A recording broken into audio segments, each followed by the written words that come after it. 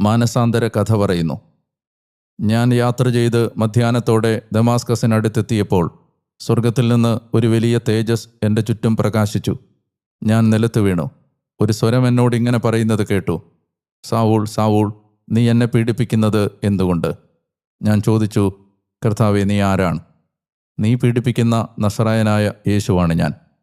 എൻ്റെ കൂടെയുണ്ടായിരുന്നവർ പ്രകാശം കണ്ടു, എന്നാൽ എന്നോട് സംസാരിച്ചവൻ്റെ സ്വരം കേട്ടില്ല. ഞാൻ ചോദിച്ചു: കർത്താവേ, ഞാൻ എന്തു ചെയ്യണം? കർത്താവ് എന്നോട് പറഞ്ഞു: എഴുന്നേറ്റ് ദമാസ്കസിലേക്ക് പോവുക. നിനക്കായി നിശ്ചയിക്കപ്പെട്ടിരിക്കുന്നതെല്ലാം അവിടെ വെച്ച് നിന്നോട് പറയും.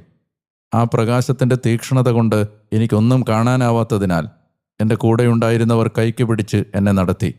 അങ്ങനെ ഞാൻ ദമാസ്കസിലെത്തി. അവിടെ താമസിച്ചിരുന്ന സകല യഹൂദരും സാക്ഷ്യപ്പെടുത്തിയവനും ന്യായപ്രമാണപ്രകാരം ഭക്തനുമായിരുന്ന അനനിയാസ് എന്നൊരു മനുഷ്യൻ എൻ്റെ അടുത്ത് വന്ന് പറഞ്ഞു: സഹോദരാ സാവൂൾ,